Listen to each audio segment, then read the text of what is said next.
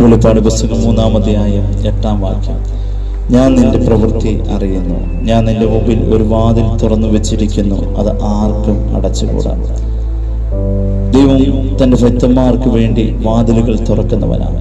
പലപ്പോഴും നമ്മുടെ ജീവിതത്തിൽ ചില അനുഭവങ്ങളിലൂടെ കടന്നു പോകുമ്പോൾ ഞെരുക്കങ്ങളുടെ പ്രയാസങ്ങളുടെ നടുവിൽ വായ്ത്തത്വങ്ങൾ അനുഗ്രഹങ്ങൾ ലഭിക്കാതെ ചില വിഷയത്തിന്റെ നടുവിൽ പ്രാർത്ഥിക്കുന്ന അനേക പേരുണ്ട്. നിങ്ങൾക്ക് വേണ്ടി ഇന്ന് പകൽക്കാലം ഈ സമയത്ത് വചനത്തിലൂടെ പറയാൻ ഞാൻ ആഗ്രഹിക്കുന്നു. ഇതാ, ദൈവം നിങ്ങൾക്ക് വേണ്ടി ഒരു വാതിൽ തുറന്നിരിക്കുക. ആർക്കും അടച്ചുകൂടാൻ സാധിക്കാത്ത ഏതൊക്കെ തടസ്സങ്ങളുടെ നടുവിലും അതിനെ ഓപ്പണാക്കി തീർക്കുന്ന ഒരു വാതിൽ ദൈവം നിങ്ങൾക്ക് തുറന്നു തന്നിട്ടുണ്ട്.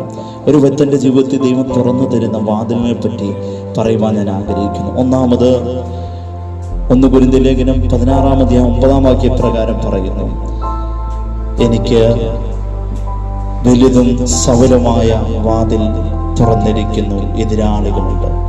പലപ്പോഴും നമ്മുടെ ജീവിതത്തിൽ ചില പ്രതിസന്ധികളുടെ നടുവിൽ നമ്മൾ ആഗ്രഹിക്കും, ഇതൊന്ന് ഓപ്പണാകണമേ.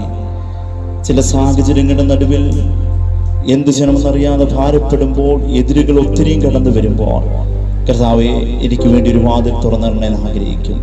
ഇതാ, ഭക്തനായ പൗലോസ് പ്രകാരം പറയുന്നു, എനിക്ക് വലുതും സഫലമായ ഒരു വാതിൽ തുറന്നിരിക്കുന്നു.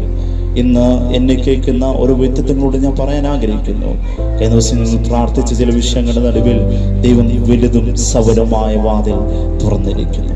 രണ്ടാമത്തെ കാര്യം കൊലോസ്യ ലേഖനം 4-ാം അധ്യായം 3-ാം വാക്യപ്രകാരം വായിക്കുന്നു, ദൈവം വചനത്തിന്റെ വാതിൽ എനിക്ക് തുറന്നു തന്നിരിക്കുന്നു. അപ്പോസ്തലൻ പൗലോസ് പറയാ, വചനത്തിന്റെ മർമ്മങ്ങൾ അറിയുവാൻ, വചനത്തിന്റെ മർമ്മങ്ങളിലൂടെ എന്നെ കടത്തിവിടുവാൻ ദൈവം വചനത്തിന്റെ വാതിൽ എനിക്ക് തുറന്നിരിക്കുന്നു.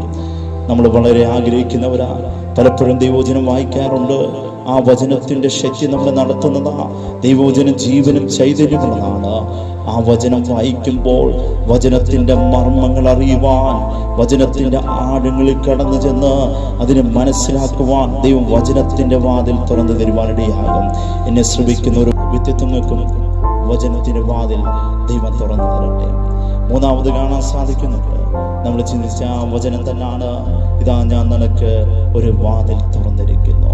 ആത്മീയപരമായി ശുശ്രൂഷ തലങ്ങളിൽ, ആത്മീയ ജീവിതത്തിൽ ദൈവം നിങ്ങൾക്കൊരു വാതിൽ തുറന്നു തരട്ടെ.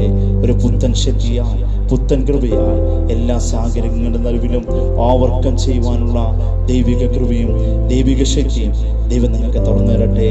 നല്ലൊരു ദിവസം നിങ്ങൾക്ക് വേണ്ടി ഞാൻ നേരുന്നു. God bless you. ദൈവം എല്ലാവരെയും ധാരാളമായി